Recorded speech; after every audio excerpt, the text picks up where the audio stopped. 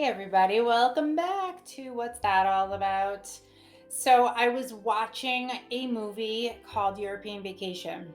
I am probably showing you right now a picture of the moment when Clark W. Griswold does a classic Clark moment and he takes down all of Stonehenge. Well, the real picture of Stonehenge is below it. But anyway, I'm not sure how long I leave that. I'm leaving that picture up, but if it's back, hi.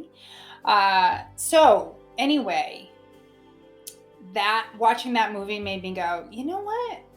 I don't really know a heck of a lot about Stonehenge. And come to find out, there's a lot of theories out there, but I don't really think anyone has a really awesome idea for what exactly it is. To you tell me what you think. It's, obviously it's one of the most majestic and mysterious monuments in the world, legendary stone structure, all these things, right? Well, it was built, they hypothesize about 5,000 years ago. And it's, got, like I said, people have theories. They have theories. And it's an artfully displayed pile of rocks. How'd they get there? I mean, these rocks were said to have come from like hundreds of miles away or 100 miles away. And I mean, they're not tiny. Like, these are enormously, ridiculously enormous.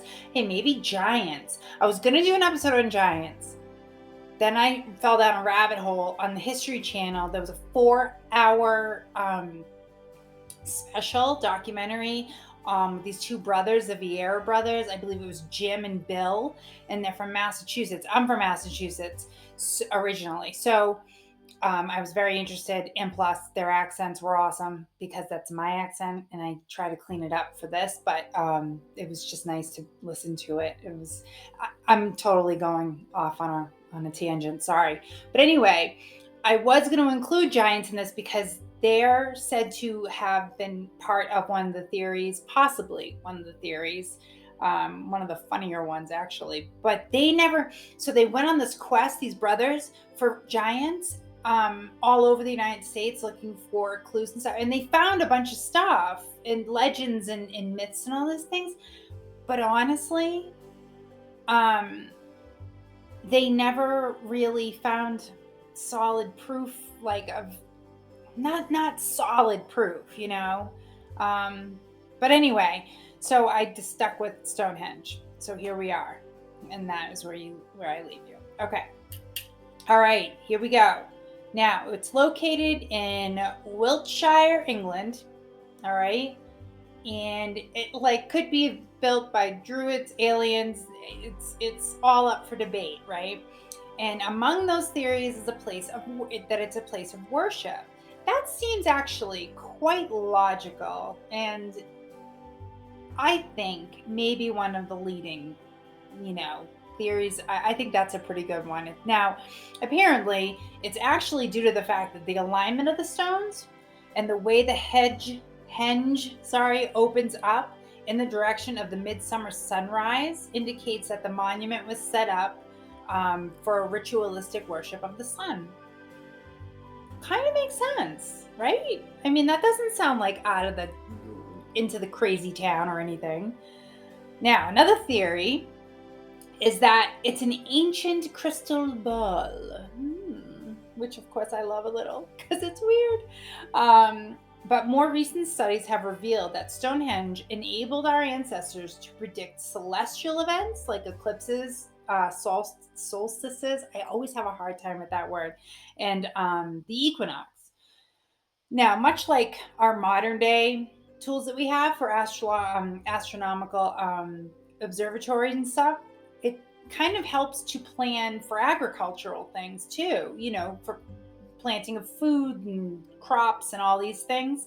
And also probably could have helped for social and religious events. So that's pretty reasonable too, I think. Another one here, this is where I start to kind of off ramp a little bit. People think it may be a place for healing.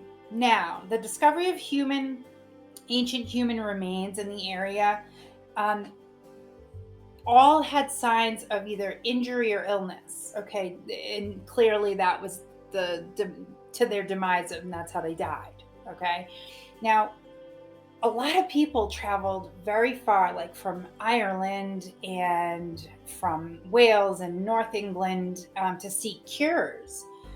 But here's the thing: they found these ancient bones and stuff like that, and they were still found to be sick or hurt, or something showed how they died. And if it was really a healing place, would they still have all those ailments and problems? And I don't know. That's why I kind of go, well, that doesn't make sense. If they still died and had all this evidence of stuff, then it didn't really work as a healing location. Anyway, and then these other ones are so funny. Okay, the last two here on my list, just of this list, is that it was built to make music. I'm not sure if you've ever tried to make really pretty sounds out of like two rocks banging together. It's not it's not really successful. I'm surrounded. I There's like no grass where I am, so there's a lot of rocks, and it doesn't seem very musical unless I'm belting out the 80s tunes. Then it's musical and it's like dance party. But another theory is that two cavemen were just bored, but they had a giant or two as friends and helped them with it. This is on a blog. I swear to God, I was laughing so freaking hard when I read that, because I'm like, wait a second, is this legit? No, of course it's not legit. But I thought it was pretty funny. But then there is one last one, of course, that I must mention, only because it's me. Um, Perhaps Stonehenge was built by aliens. Okay? There is a Swiss author by the name of Eric von Daniken. He wrote a book called Chariots of the Gods. Very popular, sold like 60 million copies worldwide. And it suggests that that Stonehenge is a model of our solar system that also functions as an alien pad runway. Uh-huh. Sure. I'll buy that. I'll take two. All right. And now it's funny because honestly, as a side note, uh, Daniken also believes that the Great Pyramids of Egypt and the Easter Island heads that are which there are bodies below the ground, but he believes those are built by aliens as well.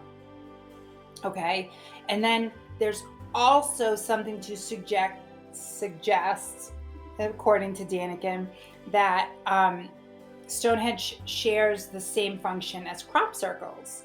Now, I am a believer in crop circles. As part of my book that I did, that UFO book I told you about, it does lead back to that, landing pad thing. But these crop circles that have been proven to not be created by humans, and people are not, either they're not coming forward or there's another reason. And I do think it's extraterrestrial. Some of them are so detailed, it's obnoxious. But I mean, anything's possible, right? Let's just keep that in mind. But this Daniken guy does have his detractors for sure.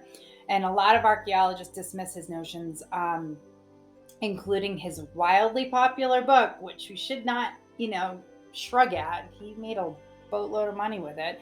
The Chariots of the Gods is just ridiculous and not based in reality. It's a little harsh, don't you think? But let's not forget that it wasn't really that long ago where, just the notion of aliens or UFOs or anything like that were considered wild, crazy, nuts, all this stuff. And of course, the government made it its life's work at that time when everything was starting to become talked about, like Roswell and things like that, to make sure that people who did want to talk about those things did feel crazy and did feel insane. And, you know, it's really easy. It's actually very easy to believe negative things. Very easy. It is very difficult and challenging, and not what most people like to do, because challenging oneself is a very hard discipline.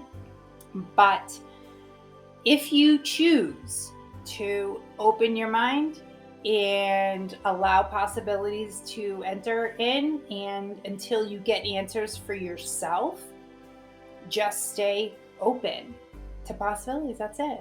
It's that simple. It's that basic. And that's not difficult to do.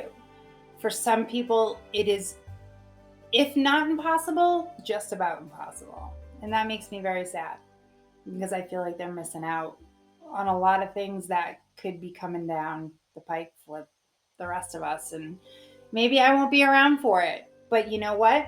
It's not going to stop me from believing in what's possible as far as extraterrestrials and expanding our minds, and you know, setting our consciousness into a level up.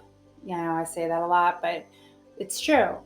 It's a fun thing to think about, and it is fun to be a little weird about it. And it's not hurting anybody, you know.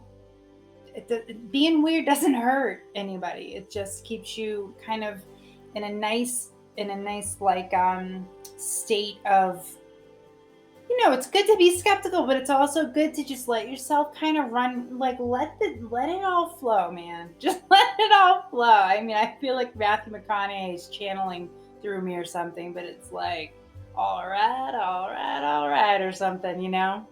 It's all right. Just let it go.